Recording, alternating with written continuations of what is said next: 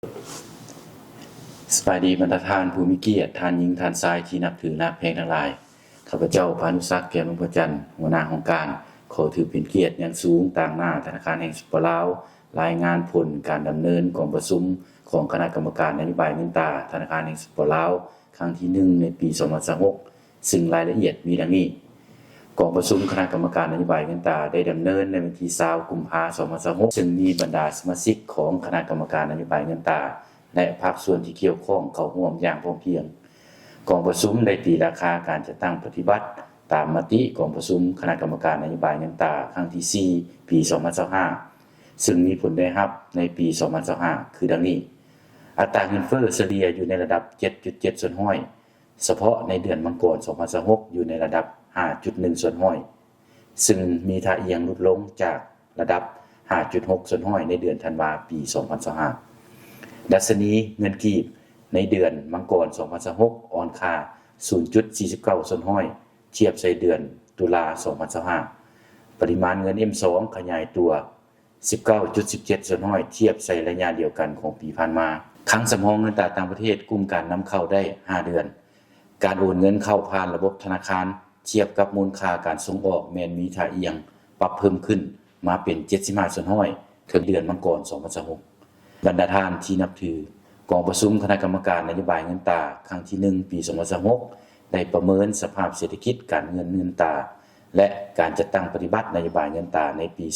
2025โดยเฉพาะการพันขยายจิตชี้นำของกรมการเมืองศูนย์กลางพรรครัฐบาลและมติของกองประชุมคณะกรรมการนโยบายเงินตราครั้งผ่านมาพร้อมทั้งกำหนดทิศทางการคุ้มครองมหาภาคทางด้านเงินตราในปี2026ผ่านการสังเกตตีราคาของคณะกรรมการนโยบายเงินตราเห็นได้ว่าในท่ามกลางสิ่งท้าทายจากปัจจัยภายนอกที่ยังบ่ทันมีความแน่นอนและมีความผันแปรไปอย่างซับซ้อนเป็นต้นด้านภูมิศาสตร์การเมืองด้านเศรษฐกิจการเมืองของประเทศมหาอำนาจซึ่งคาดเดาได้ยากและมีผลต่อการเปลี่ยนแปลงของราคาน้ำมันเชื้อไฟ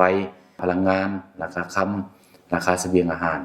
ผลกระทบเหล่านั้นจะเฮ็ดให้การขยายตัวของเศรษฐกิจโลกคาดว่าจะช้าลงการปรับลดอัตราดอกเบี้ยนโยบายลงในปี2026เนื่องจากอัตราเงินเฟ้อคาดว่าจะยับเข้าสู่เป้าหมายที่ตั้งเอาไว้ของบรรดาประเทศเศรษฐกิจใหญ่บวกกับปัจจัยภายในโดยเฉพาะพื้นฐานเศรษฐกิจภายในบ่ทันเข้มแข็ง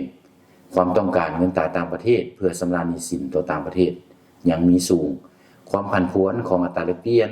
การสนองสินเชื่อของระบบธนาคารเข้าในเศรษฐกิจแห่งชาติยังบ่สอดคล้องกับเป้าหมายด้านโครงประกอบเศรษฐกิจ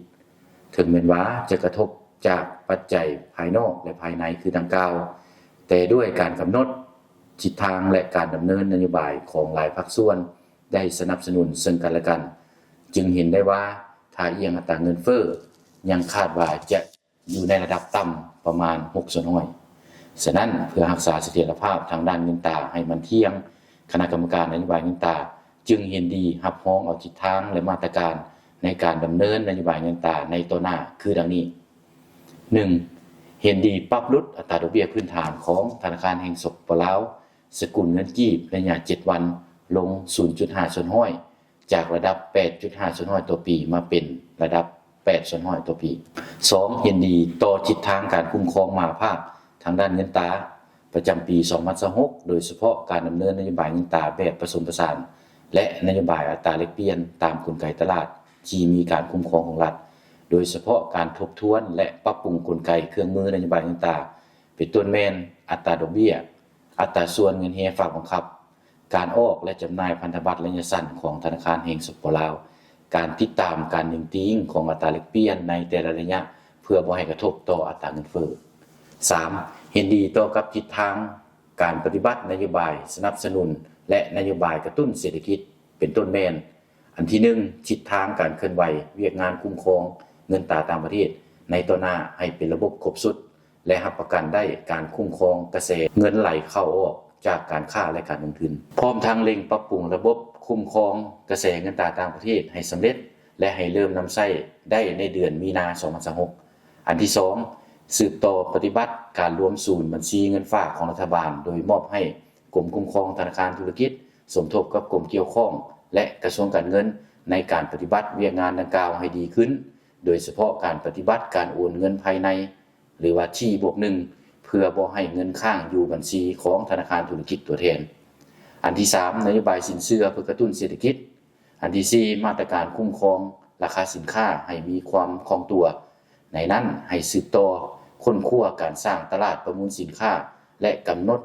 โครงสร้างราคารายการสินค้าที่มีความจำเป็นต่อการดำรงชีวิต